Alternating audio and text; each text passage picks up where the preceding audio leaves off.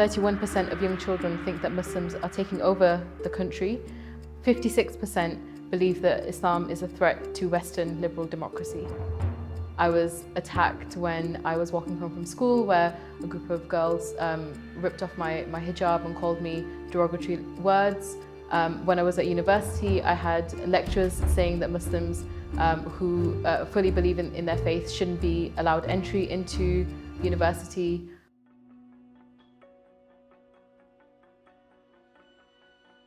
Gendered Islamophobia is the experience that Muslim women have being at the intersections of two different identities, so being women and being Muslim. A lot of Islamophobia, the way that it is produced, the way that it is packaged, is often targeted towards women. And this is because of their dress, this is because of this idea that Muslim women are oppressed by people in their own community, this idea that there is an extra level of misogyny within Muslim communities, all of which does not make sense.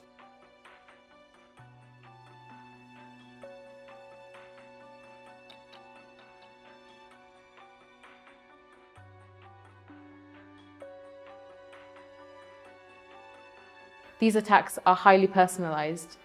They depend on people making an identification of Muslim women and then targeting them and punishing them for their identity. Women in West Yorkshire who wear the niqab have had letters threatening acid attacks sent through their letterboxes. Boris Johnson has penned articles comparing them to letterboxes. This dehumanization and erosion of a Muslim woman's right to exist in public space is a perfect example of the kind of gendered Islamophobia that we face in society. Muslim women have long witnessed their choice of dress being dragged into national conversations, being debated without them.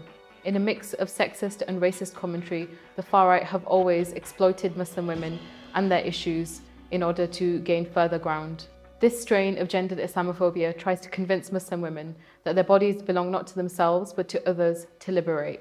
Whether this takes the historic form of public unveiling ceremonies in colonial Algeria, whether it's the protests that the EDL bring to the cities like Bradford, whether it's articles in newspapers calling the niqab oppressive, the message is very clear. We can't ignore how politicians and media fuel hate crime. Research has consistently shown that a binary image of Muslim women in public discourse creates a fertile ground for discrimination. This pits Islam on one side and women's rights on the other, with Muslim women torn in the middle. From 1999 to 2013, one Danish journalist concluded that the majority of stories about Muslim women focused around negative images, things like female genital mutilation, things like honor killings, social control, things like forced wearing of headscarves. And what is this media image, these binaries that Muslim women are presented in? Well, we're either oppressed or we're complicit in our own oppression.